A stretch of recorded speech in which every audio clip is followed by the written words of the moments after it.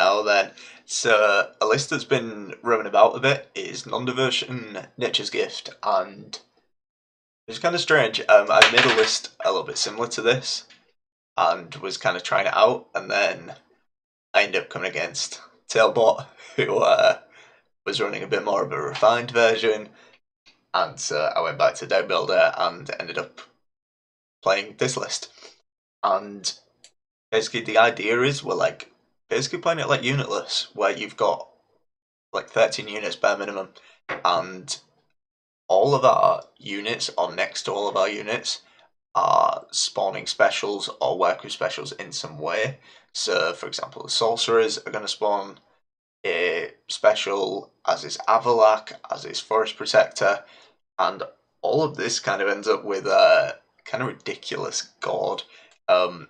This deck was the one that actually got me the achievement for playing 15 specials in a game, because you just end up generating so many specials, and it really allows you to stop pushing around two. You have a huge amount of power in the form of a Hammer Dryad. If Hammer Dryad isn't answered, I mean, I think you know how tall it can get. It's 2.10 engine. If a Sorcerer sticks, and then you can play like a Whisperer, for example, you can just generate lots of points there. And so you can play out round 2, get the round super short for round 3, and then you play like a 20-point Gord. And there's not a lot of decks that can really answer that. Obviously, you probably don't want to do this against like Koshi, for example, but most decks can't really deal with a 20-point finisher in a 3-card round. And it looks a little strange because, I mean, you're running an absolute ton of tutors, but that's kind of because that's what you want to be doing.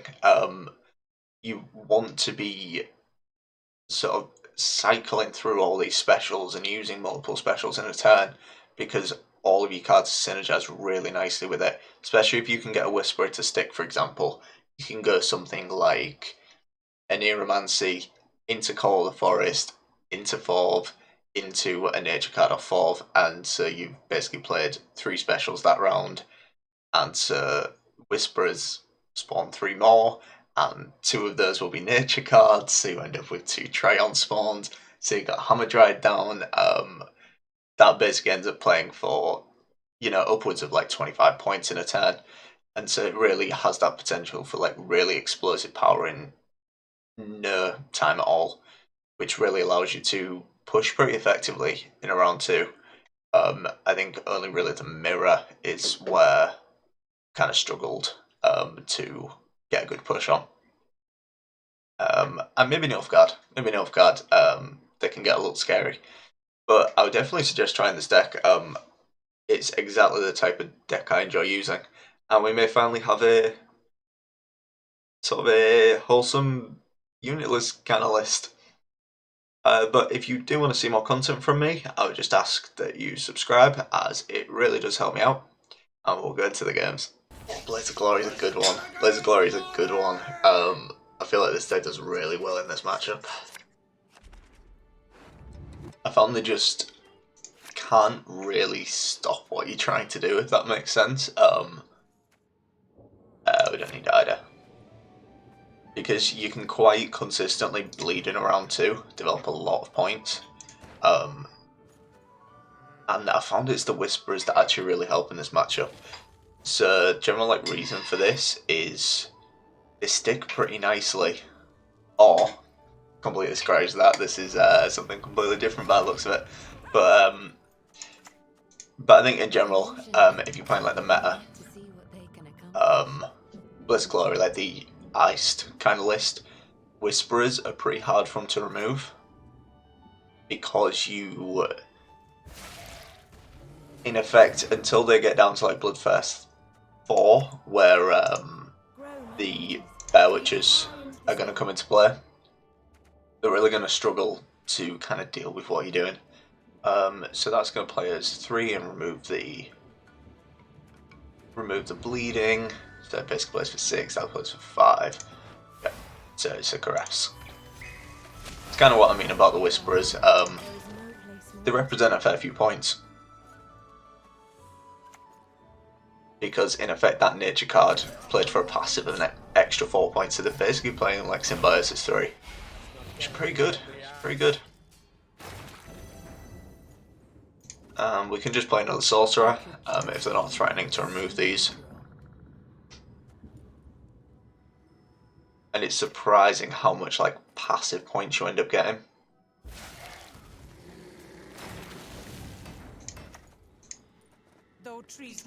I mean, we're just going to do the same. This time it plays her even more. We could have just played it onto the Hammer Dryad, but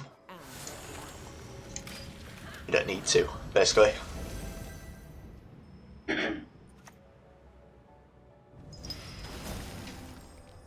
Big boy, it's big boy, but we're not too bothered. We're not too bothered. And I mean, at this point, we've only played one special from our hand and we've already played out like 3 specials. It's kind of ridiculous. Nick as always comes out at the wrong time. We'd already won on even, and then he decides to pop out, but we'll take it. We'll take it. And a win on even is like perfect for us because we just want a short round. We just want to get this round right down to like 3 cards. But in terms of cards, I mean, this is pretty good. We've got the Anira. We maybe just stick with this. Yeah, I can't really complain too much about this hand.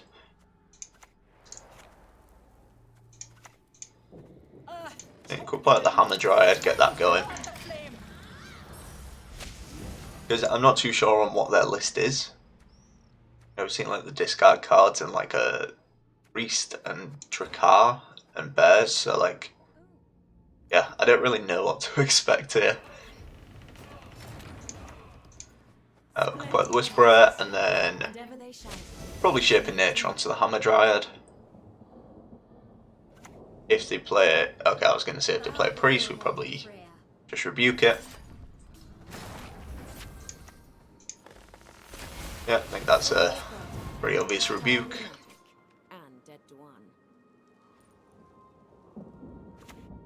Yeah, we can just see how it goes. So it could fall into another rebuke. I think that's probably best.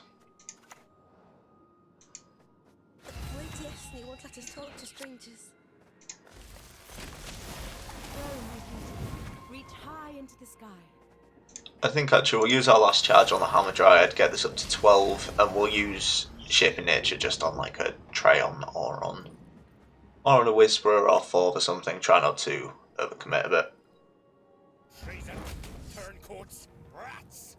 That's fine. We kind of got the value out of it.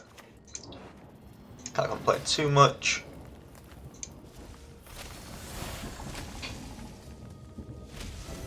Because like it got 2 spawns off, got 6s. No fun. The one downside. So we want to be using the Anira. So we could Anira for like a call if we wanted to. Anira call into Ida is reasonable. I actually kind of like that.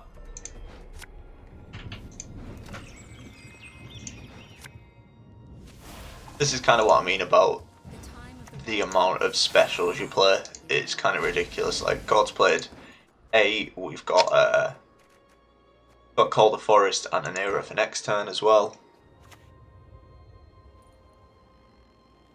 And the Ice Star as well.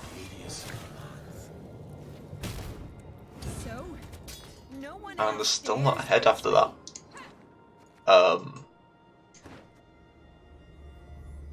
We could just Karathi that.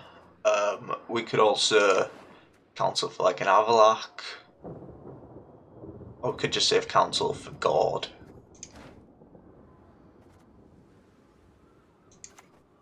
Yeah, I mean, in all honesty, we can just see how this is going because this is just looking like it might be a 2-0.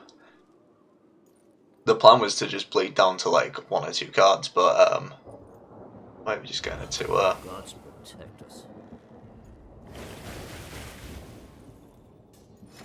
Okay.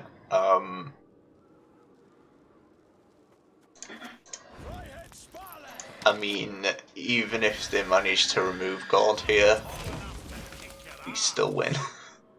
Like, even like a Morkvarg doesn't win here. A Morkvarg would be the best card.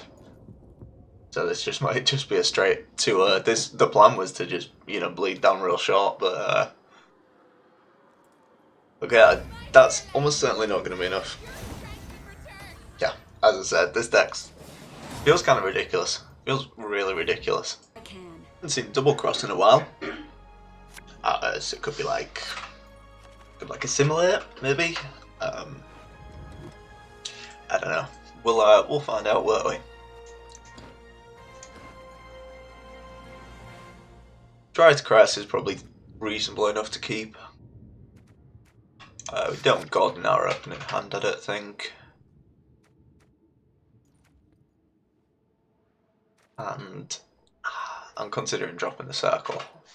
Maybe it's just Ida we drop. I think it's Ida. Okay, it looks like it might just be a simulator then.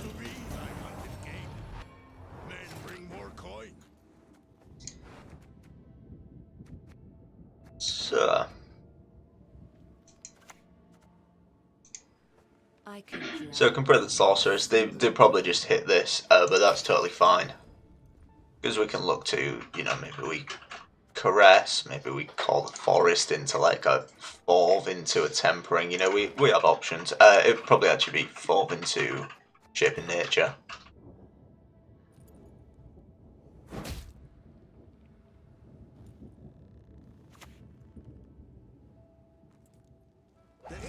Cool, that. Good. That's actually weirdly good for us.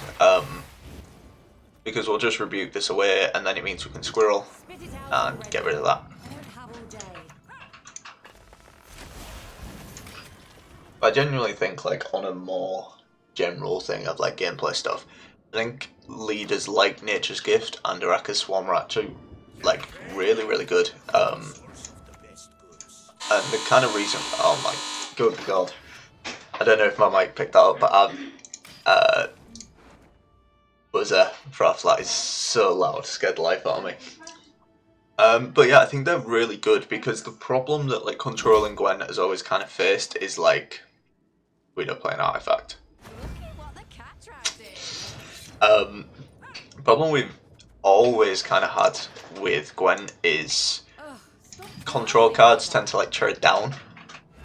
With the exception like Nilfgaard. Nilfgaard has some pretty good control tools that trade up.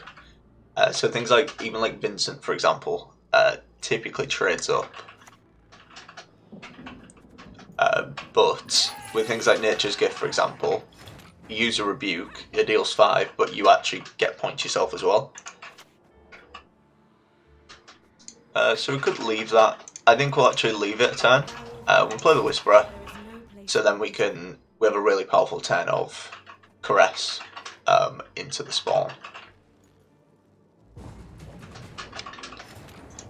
Perfect. And we actually don't have any units, so there's no point in doing a circle.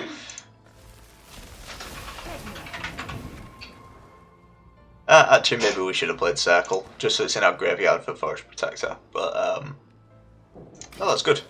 It's good. But yeah, like, you think about things like Araka's Swarm, for example, has the same thing, where you're actually getting points for using your control tools. It's only like 1 point, but it stops that thing of just control cancelling each other out, in effect, playing for a net 0. Does that make sense?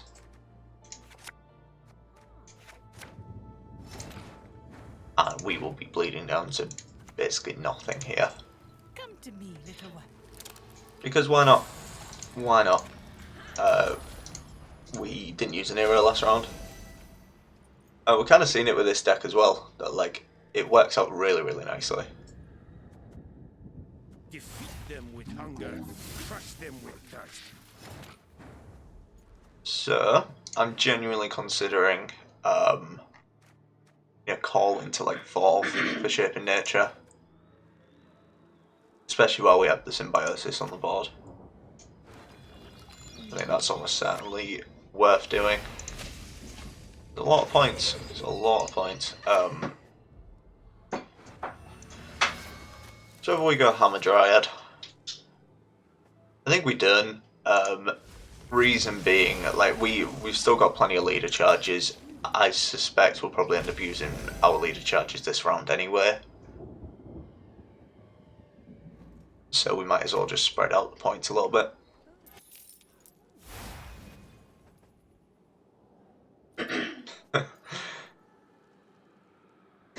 Oh, further not getting rid of this.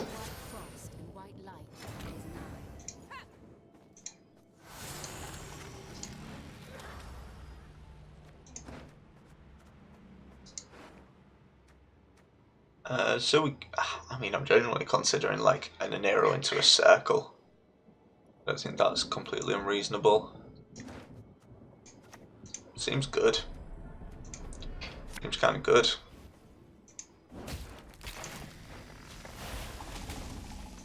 And we don't really have to worry about like bricking anything, because like the deck's like crazy consistent, because we're running like so many tutors. You just end up with like no cards left in deck. It's really, really good.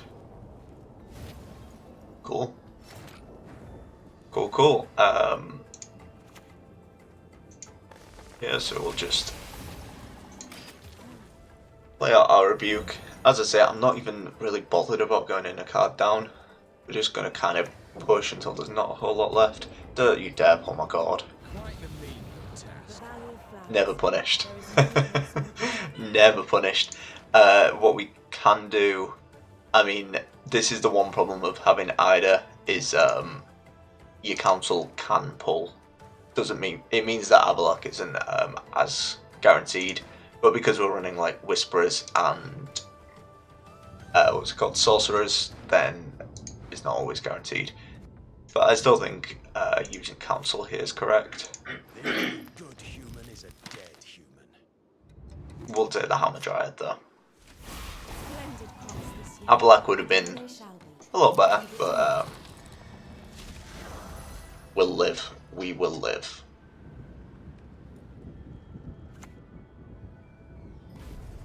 It's fine.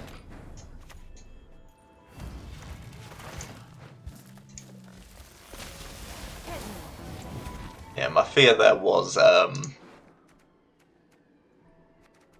we wouldn't get Avalok, or that Vilgefortz would have pulled Gord, but dodged a bullet. Dodged a bullet. This is what I mean about how thin the deck ends up. We just play so many specials that you just end up with basically no units left.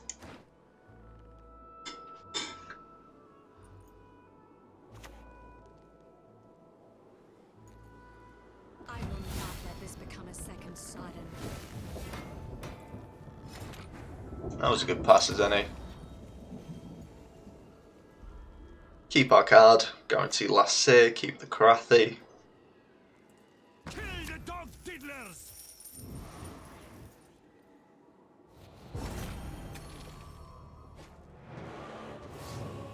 Fair enough. Fair enough. So they got rid of a 10. Or 2 5s. Yeah.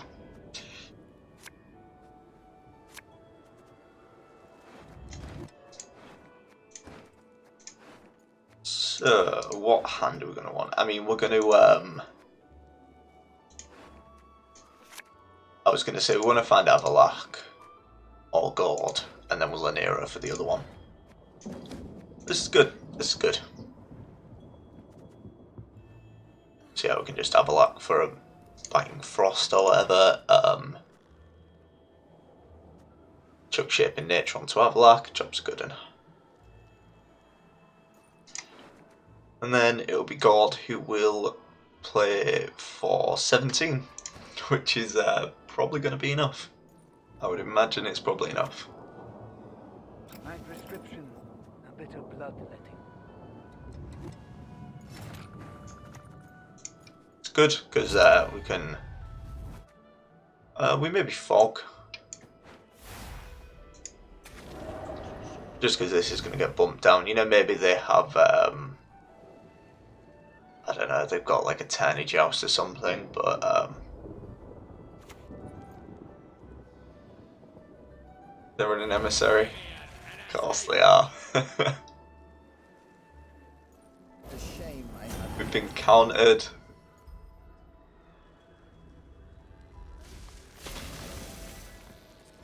That's kind of fine. It's kind of fine. So yeah, we'll chuck an 8 boost on there.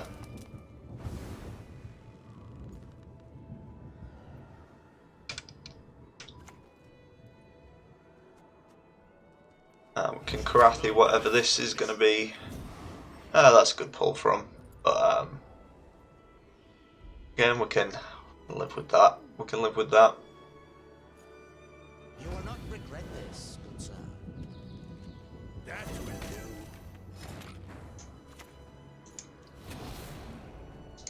And Gord's going to play, 17.